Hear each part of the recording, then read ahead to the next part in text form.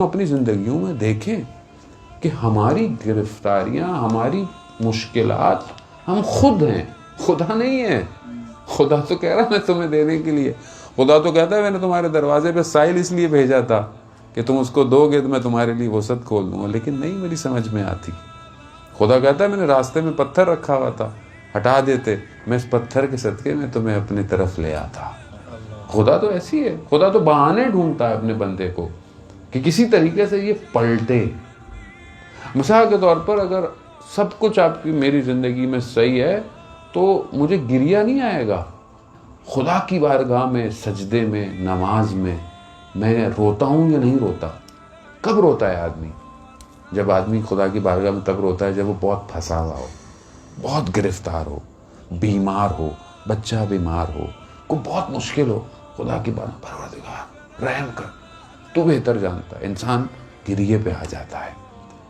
لیکن اگر انسان کو مشکل ہی کوئی نہ ہو تو گریہ کرے گا؟ سجدے لمبے کرے گا؟ نہیں کرے گا۔ اس کا مطلب کیا ہے؟ اس کا مطلب یہ ہے کہ ہم لوگ کو جب عطا ہو جاتا ہے تو ہم اس کی شکر کے سجدے کم کرتے ہیں، لیکن جب ہم سے چھن جاتا ہے تو مانگنے کے لیے سجدے بڑھا دیتے ہیں۔ تو خدا کہتا ہے چلو یہ میرا بندہ ایسے ہی صحیح، کھینچ ہی لو اس سے کچھ، کم از کم سجدے تو کرے گا مجھے۔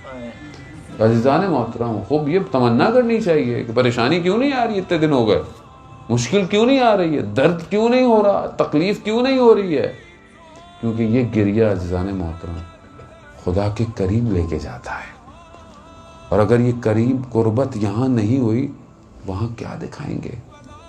وہاں کیا کہیں گے کہ جہاں پر ملائکہ بھی صفوں میں کھڑے ہوں گے، کسی کو اجازت نہیں ہوگی گفتگو کرنے کی، تو وہاں اس کی امان، اس کی پناہ کیسے ملے گی؟ یہاں کو رابطہ اچھا ہوگا تبھی ہوگا۔ حضرت ابراہیم علیہ السلام، قرآن میں واقعہ اتنا مشہور ہے کہ جب ان کو نمرود نے آگ لگائی، آگ اتنی بڑی تھی، اتنی بڑی جگہ پہ تھی کہ بہت دور سے ان کو تھرو کرنا پڑ گیا۔ اب جب ان کو اس میں لگا کہ یہاں سے وہ جائیں، اس آگ میں جائیں، تو جیسے ہی اس میں لائے تو فوراً حضرت جبرائیل آئے، کہا ابراہیم سوال ہے، حاجت ہے؟